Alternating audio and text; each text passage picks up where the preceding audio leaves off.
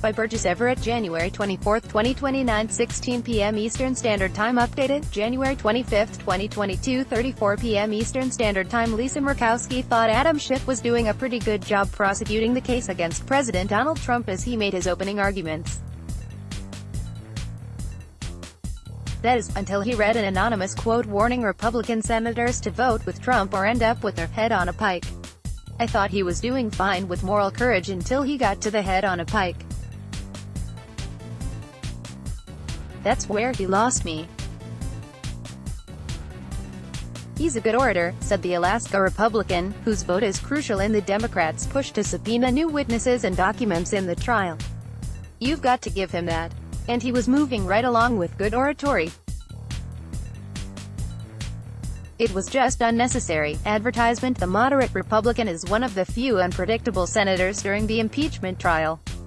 But she appeared visibly upset during Schiff's remarks, as did Senator Susan Collins, our Maine.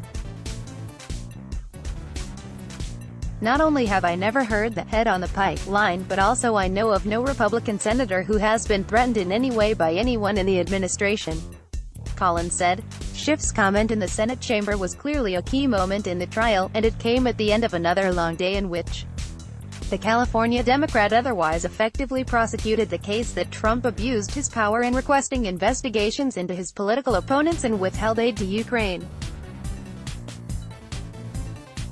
But as the night came to a close, Schiff, the House Intelligence Chairman, was talking about the complicated politics of the impeachment trial, and how different his own safe district might be from battleground states where GOP senators will soon face voters. Then, as he wrapped up his case and read the quote from a CBS story, that a Trump ally said, GOP senators were warned. Vote against the president and your head will be on a pike. The mood in the room shifted entirely. Several Republican senators murmured, "Not true," as soon as Schiff said it. Collins shook her head and said, "Not true," several times. Schiff quickly tried to recover. "I don't know if that's true. But when I read that, I was struck by the irony," Schiff said. "I hope it's not true. I hope it's not true. There is simply no arguing that Trump demands loyalty of his party and has resorted to veiled threats against Republicans who don't give him what he wants."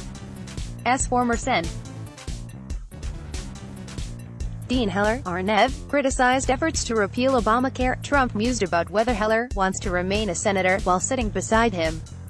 He trashed House Republicans that lost in 2018 after distancing themselves to him. And during critical moments, he publicly urges the party to stick together on his Twitter feed. But after a long day of arguments, Schiff's closing comments became the only moment Republicans will remember. And the GOP outrage swelled, some manufactured and some legitimate. "No Republican senator has been told that," said Senator John Barrasso, RYO, who has mocked the impeachment trial. "What he has proven to all of us is he is capable of falsehoods, and will tell it to the country. And would tell it to us when we are sitting in the Senate chamber, when every one of us knows it is not true." Democrats suggested many in the GOP were simply waiting for a moment to latch onto, just as they did earlier in the week when House Judiciary Chairman Jerry Nadler, DNY, said the Republicans were abetting a cover-up, and were taking votes that are treacherous. Sen. Chris Murphy, Con, acknowledged it was the first time the GOP audibly grumbles during the entire trial.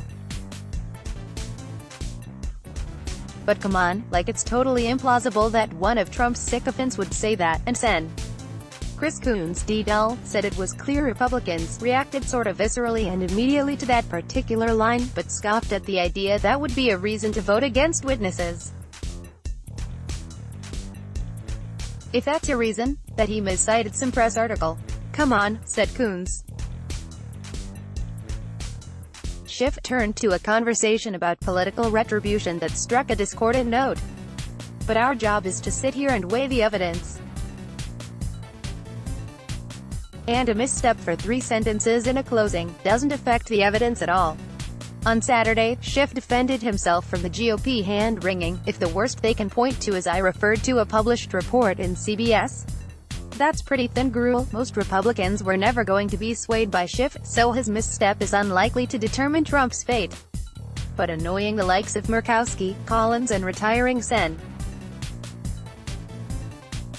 Lamar Alexander, R10, just days before the Senate will vote on whether or not to consider witnesses clearly didn't help win any votes either.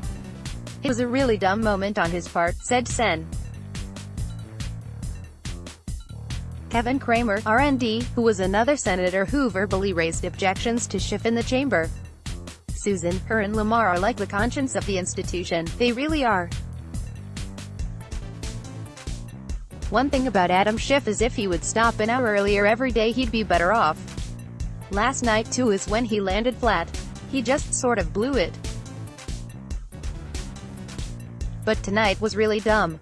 I don't know why he would do that. That could have been left out, that's for sure, said Sen. Manchin, DW, VA, who wants witnesses and could in theory be swayed to acquit the president. Manchin said Schiff was very articulate and very compelling, but Manchin acknowledged the misstep. A lot of my colleagues, it was upsetting to them. Marianne Levine and James Arkin contributed to this report. Let's block ads. Why?